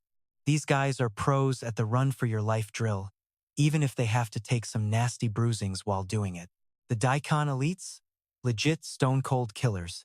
And they're breathing down our necks like crazy. Dead serious, but our crew stays frosty. 9,000 Daikan are splashing across the river right now, hauling tail toward the hill. Only 3,200 Yatoko riders show up to play. Like, bro, the math is straight up depressing. 9,000 versus 3,200? Arisugawa is just chilling behind his cannons, watching the lines form and basically running a stopwatch in his brain. Hold him for 20 minutes, he tells the messenger. And that kid just launches himself down the hill. Why 20? Simple. Because that's the exact moment a smart move starts looking like a total, we're all gonna die panic. The Karen squad? They've already been playing the retreat card for 35 minutes. Just 20 more minutes of this insane pressure. And those 8,000 Daikan so desperate for a win they can taste it will be too far in to ever back out. Stretched thin, messy, with their riders way ahead of the grunts and moving way too fast. But hold up, that forest on the left? Not empty. 4,000 fresh Yatoko riders have been hanging out there since way before the sun came up. Horses fed, men ready. Just sitting there, waiting for the Karen squad to lead the bad guys right past their front porch. See, the Karen force isn't actually falling apart. They're just putting on a show. They're moving fast but totally in control. It looks like a meltdown because these riders are basically Oscar-level actors on horseback. The Daikan hunters swallow the bait whole and kick it into high gear. 8,000 dudes in full send mode, thinking they finally cracked the flank. Then they ride right past the trees. Boom! 4,000 Yatoko cavalry explode out of the woods and absolutely wreck the Daikan flank at top speed. The sound of that crash? You can hear it from the top of the hill. Total, unadulterated chaos. The chase squad has zero defense because they were too busy trying to kill stuff. They just fold up and start disintegrating. Right then, Arisugawa swings 43 howitzers back toward the river. 7,000 Daikan are still splashing around in the water. The guys waiting on the bank, the ones stuck halfway across, and the backups waiting for wave 2. They've been front row witnesses to this entire nightmare, seeing the ambush and finally getting it wait. This whole plan is absolutely fried. Some try to back away from the river, but the final blast catches them right at the crossing. After that, the Daikan general, not Harima, he's somewhere else, takes one look around and realizes it's game over. He's got 9,000 guys struggling against 3,200 who were supposed to be toast by now. 8,000 of his best are cut off and getting absolutely smoked by a ghost army from the forest. Their formation is garbage, and they're fighting a losing battle on turf they don't even know. The river crossing is a graveyard. 7,000 guys dead or missing, and nobody is coming to save them. Plus, that hill still has 43 big guns ready to rain fire. He sends a dude out with a white flag. The Yatoko riders hold their positions. The Karen squad and the secret cavalry finish mopping up the left side. The noise stops. It gets so quiet so fast you can actually hear the river again. Then the numbers start coming in. For the Daikan, roughly 14,000 bodies across the field, plus 6,000 prisoners. Everyone else is just running for the border. As for the Yatoko and Karen, only 2,400 losses, mostly from that brutal close-quarter scrap and the fake retreat where the Karen squad took the brunt of it. Howitzers left? 38. Gunpowder left? 40 kilograms. Arisugawa sits on his hill, just scanning the reports as they hit his desk. 40 kilos. The war is done, and there's basically zero ammo left to keep fighting anyway. It's the kind of miracle that looks like a master plan from the outside, but feels like a terrifying freefall when you're actually in it. He starts scribbling orders for the prisoners' food, water, medical checks, and getting the officers sorted. Then he deals with the Karen payouts and the death counts, fires off a good job text to Ambassador Soryu, and confirms that the big tech deal is still on track. After that, he tells the engineers to go fix the river crossing so the supply trucks can finally roll. He's only 6 years and 9 months old, and he just won a whole war. He doesn't feel like a hero, though. He just feels the weight of those 2,400. Yo, they're perched on this sketchy hill over the river, right as the sun taps out into a depressing, trashy gray. Down below, the field is straight up haunting, and I don't mean peaceful. It's that heavy silence when everything is just over. It's the vibe of a place where 1,000 lives just stopped. Meanwhile, the river is chilling, flowing like nothing happened. Cold. The other bank looks exactly the same as it did this morning, totally untouched. But the middle? Absolute wreckage. It's gonna look like trash for ages. Teiyo VIII is just standing there staring into nothing. He finally drops a hand on Arisugawa's shoulder, but honestly, it barely even fits. Just 3 fingers on this kid's tiny frame, a boy who hasn't even hit puberty yet, but the world is already treating him like a total monster. Kid doesn't flinch. I literally have zero clue who you are, he says. He's sounding more like a confused dad than a king. Just a guy talking to his mini-me after a legit war. I've been stalking your progress for 7 years and I'm still lost. A big, awkward pause. But you're my kid, and straight up, I'm just hyped you're playing for our team. Arisugawa looks down at the slaughter. 4,200. That's the kill count. 1,800 up north, 2,400 out east. 3 years spent crafting those guys. And we're not talking some nerd building a model kit with clean hands and a manual. He built them out of actual humans. You learn names, calculate utility, and then you spend them like pocket change. Then check the bill. In his previous gig, he was the big cheese. He barked orders, others did the dirty work, and he just skimmed the spreadsheets. Total professional distance. Necessary, right? He learned way back not to sweat the price tag too much. But here, he's the architect. He literally picked the arena. He told 3,200 dudes to hold against 9,000, saying, "Gimme 20 minutes like 20 minutes isn't an eternity when you're outnumbered 3-1. He mumbles, almost to himself, 2,400. Dad's like, "Say what? That's the number we lost." "I want their names on paper," he says, staring at the graveyard below. Every single, one, every guy, name, hometown, family, alert their folks before the month is over. His dad just goes quiet for a second. Finally, consider it done? Arisugawa just nods. End of chat. Talk is cheap here. Men dead. Names listed. Families paid. War won. The massive gap between those facts? No language can bridge that. He's learned that twice now, once per life. 3 days later, Date slams a massive document on the table. Pure silence at first. It's some leaked intel from Raiko's spy squad. Date doesn't say how he snagged it, which is classic Date. It's the tea on Raiko's secret investigation into that crown prince who kicked the bucket at the imperial gala. Turns out they've been snooping since the jump. Now, case closed. They tracked the servant with the poison, checked his side hustles, his bank flow, and everything screams Daikan capital. Raiko's nerds did some major grinding to prove it. Bottom line, Daikan iced the prince. Daikan set the whole thing up and used Raiko's kid as a pawn. Raiko's known for 11 days and they're low-key freaking out. They're gonna want to sit down, Date says. Let him come. Arisugawa fires back. We'll take the meeting, but not because we're BFFs. We already have peace since Daikan's army is toast. The threat is gone. They don't have any reason to be mad on Daikan's behalf anymore. He drops the report. We're meeting them because Raiko's spies spent 8 months inside Daikan's house looking for dirt. They know stuff about how Daikan runs their sketchy black ops that we don't. That intel? It's worth way more than some boring peace treaty. He eyes the map. Raiko west, Daikan even further, massive and quiet. Daikan doesn't even care that 42,000 of its soldiers were erased. For an empire that massive, 42,000 is just a rounding error. It doesn't change their setup one bit. Their Ministry of Expansion is still fully staffed. The plan that sparked this war is just sitting there, waiting for round 2. It takes 4 days just to dig through the garbage left at the captured Daikan headquarters. Most of it is trash food orders, supply lists, basic army fluff. Good for intel, but zero wow factor. But on day 5, Sano brings one specific file to Arisugawa's room, drops it on the desk. Total silence. So Arisugawa's clutching this letter, right? Just 1 page. But the paper is straight up trippy, feels too heavy, totally funky texture.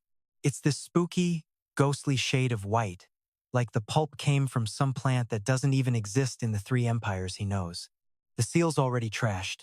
Sano did the honors just to see what the deal was inside. The writing inside isn't Daikan, it's not Raiko, and it's definitely not that fancy pants ceremonial talk. It is something else entirely. These characters are all dense and pointy, like a totally separate writing system that isn't even in the Imperial Library's records. Our boy Arisugawa is just staring at it, trying to read it like you'd look at a puzzle you just can't solve. He's scouting for patterns or repeats anything his eyes can latch onto since his big brain is drawing a total blank. Zero. Zilch. This has never, ever happened to him before. In 54 years of his old life and 7 in this one, he has never held a document he couldn't crack. If he didn't know the lingo, he learned it. If it was a code, he had his squad tear it apart. This is neither. He has got absolutely zero foundation for this system. He calls Sano in. The old philosopher just gawks at the letter, flipping it over like it is cursed or something. He holds it up to the lamp, squinting at the script, trying to make sense of it from the very jump. I've seen this once, Sano mumbles. Way back, like 40 years ago, some trade group showed up from the eastern islands way out past where anyone actually sails. They stayed for 1 season, did some business at the docks, and then just ghosted everyone. We heard nothing after. A pause. Word was, 15 years later, their islands totally went under. Storm damage or sinking, the story kept changing. Most people just stopped thinking about them. Arisugawa looks at the letter. Some outsider just sent a direct message straight to the Daikan Field Command. Someone who has been gone from the world for 40 years, or at least made it look that way. Or they chose to play dead, which leads to 3 different scenarios with 3 totally massive, terrifying outcomes.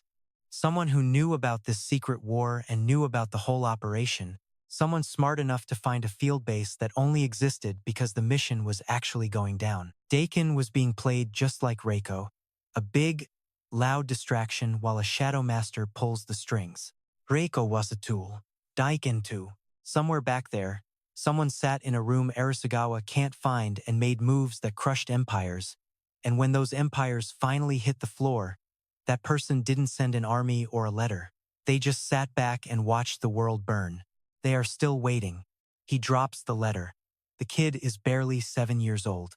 He's got an army, a factory spitting out massive howitzers, tons of heat, and a solid alliance with Karen, and a father who trusts him way more than any of those shady ministers, and a country that is, for now, actually in one piece, plus this letter in a dead language from a place that vanished 40 years ago, found in an empire that thought it was running the show. He grabs his brush. The real war hasn't even started yet.